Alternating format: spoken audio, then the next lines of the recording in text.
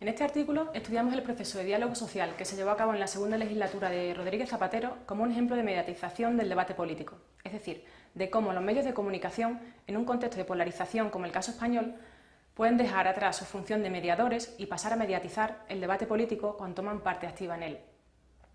Para ello, hemos realizado un análisis de contenido y un análisis de discurso de la prensa española de referencia.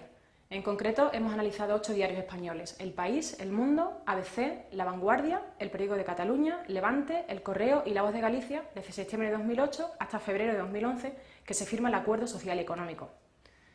Tal y como hemos visto, la manera que tienen los medios de mediatizar la agenda política es a través de un proceso que hemos definido como tematización, entendida como la interacción que se produce entre los sistemas mediático y político para codefinir la realidad. Este proceso de tematización se produce en 3 fases: una primera fase de propuesta de temas, una segunda fase de encuadramiento o framing de esos temas que los medios proponen y una tercera fase que sería la problematización de uno de esos temas que pasa a ser objeto del debate público. En la primera de las fases que hemos analizado, los asuntos económicos han liderado la agenda mediática a lo largo de todo el periodo de estudio, en una secuencia en la que primero se produce la explosión del tema crisis, en septiembre de 2008, a la que le sigue un segundo momento de diagnóstico de la situación liderado por el ISIU Economía y finalmente la aplicación de la terapia en mayo de 2010 que hemos codificado como reformas. De la misma manera, los encuadres que los medios han presentado sobre los temas económicos también han tenido un recorrido propio. En un primer momento, el frame triunfador fue el encuadre de la salida social a la crisis, según el cual los ciudadanos no tendrían por qué pagar los costes de la crisis.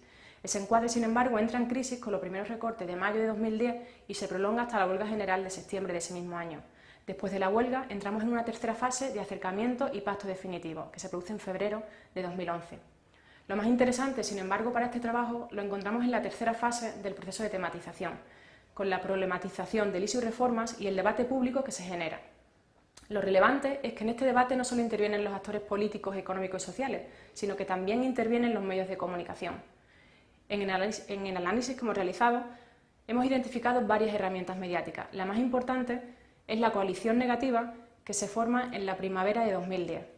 Esta coalición negativa está formada por oposición, sindicatos y medios de comunicación que, teniendo intereses distintos, se unen en la primavera de 2010 para bloquear la agenda de Rodríguez Zapatero. Lo significativo es que esas mismas medidas son las que se aprueban en el Acuerdo Social y Económico un año después, en febrero de 2011. Esto es lo que nos lleva a hablar de pseudopolítica, es decir, una actividad puramente autorreferencial en la que los actores debaten sobre la capacidad de cada cual para solucionar los problemas, pero que no se traduce en acciones concretas. La segunda dinámica que hemos identificado es cómo los medios de comunicación se convierten en agentes polarizantes. Es decir, en lugar de favorecer el debate en aras del consenso, los medios de comunicación lo que han hecho en este periodo ha sido provocar el realineamiento de los actores principales que participan en el debate público en posiciones polarizadas. Para ello, apuestan por una tendencia clara hacia la conflictividad. Es decir, los medios de comunicación estarían utilizando el conflictivismo y el negativismo en servicio de la polarización del debate público.